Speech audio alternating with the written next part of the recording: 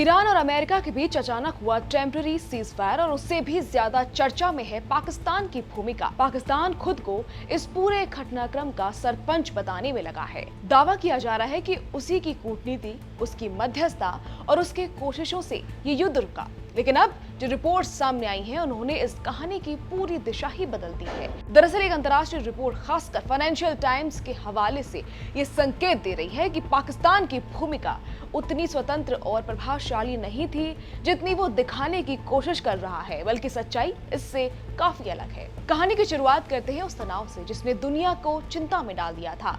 America और Iran के बीच बढ़ते टकराव ने हालात को युद्ध के कगार पर ला खड़ा किया।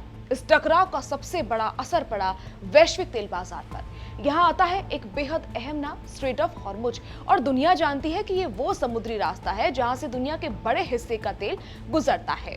अगर ये रास्ता बंद हो जाए तो समझिए पूरी दुनिया में तेल की कीमतें आसमान छूने लगेंगी, और जिसका असर दुनिया ने देखा भी है। अमेरिका को यही डर सता रहा था, तेल की कीमतों में संभावित उछाल और वैश्विक ऊर्जा आपूर्ति पर संकट को देखते हुए वॉशिंगटन किसी भी कीमत पर तनाव कम करना चाहता था। लेकिन पाकिस्तान इसमें कैसे आया?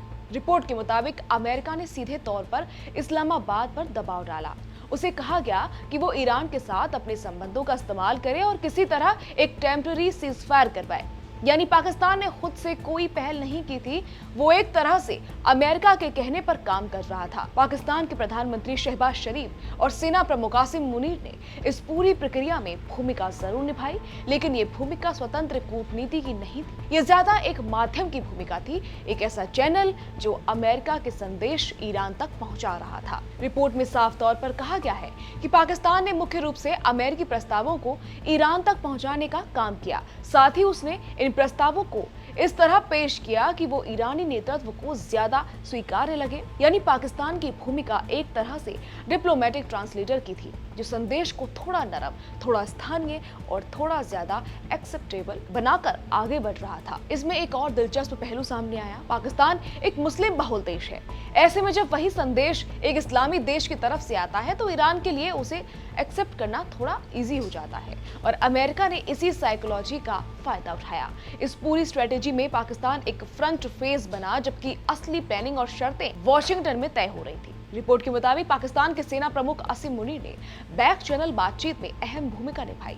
उन्होंने अमेरिकी नेतृत्व, जिसमें राष्ट्रपति डोनाल्ड ट्रंप, उपराष्ट्रपति जेडी वेंस और विशेष दूत स्टीव विटकॉफ शामिल हैं, उनके साथ कई दौर की बातचीत की। पाकिस्तान ने अमेरिकी प्रस्तावों को लिया, उन्हें ईरान तक पहुंचाया और फिर ईरान की प्रतिक्रिया को वापस अमेरिका तक पहुंचाया। इस तरह एक कम्युनिकेशन ब्रिज तैयार हुआ। युद्ध विराम की समय सीमा, उसकी शर्तें और आगे की संभावनाओं पर चर्चा भी इसी जरिए हुई। लेकिन यहाँ एक बड़ा सवाल उठा, क्या पाकिस्तान एक निष्पक्ष मध्यस्थ था? रिपोर्ट इस पर भी सवाल उठा रही है। कहा गया है कि पाकिस्तान ने जो प्रस्ताव दिए वो ज्यादातर अमेरिकी रणनीतिक हितों के अकॉर्डिंग थे, यानी उसमें संतुलन कम और अमेरिका की प्राथमिकताओं का झुकाव ज्यादा था। इससे पाकिस्तान की न्यूट्रल छवि पर सवाल खड़े हुए। दूसरी तरफ पाकिस्तान ने दुनिया के सामने खुद को एक शांति निर्माता के रूप में पेश किया। उसने ये दिखाने की कोशिश की कि उसने अपने दम पर दो बड़े देशों के बीच तनाव कम करवाया है। लेकिन जब परतें खुली तो पता चला कि वो तो एक मोहरा था, बजाय एक स्वतंत्र मीडिएटर के। अमेरिकी राष्ट्रपति डोनाल्ड ट्रंप ने 2 सप्ताह के युद्ध विराम की घोषणा की। इसे बातचीत के लिए एक व्यवहारिक आधार बताया गया, लेकिन रिपोर्ट के मुताबिक इस घोषणा से पहले ही अमेरिका कई हफ्तों से पाकिस्तान पर दबाव बना रहा था वो इस युद्ध विराम को सुनिश्चित करे। यानी जो सामने दिखा वो पूरी कहानी नहीं थी।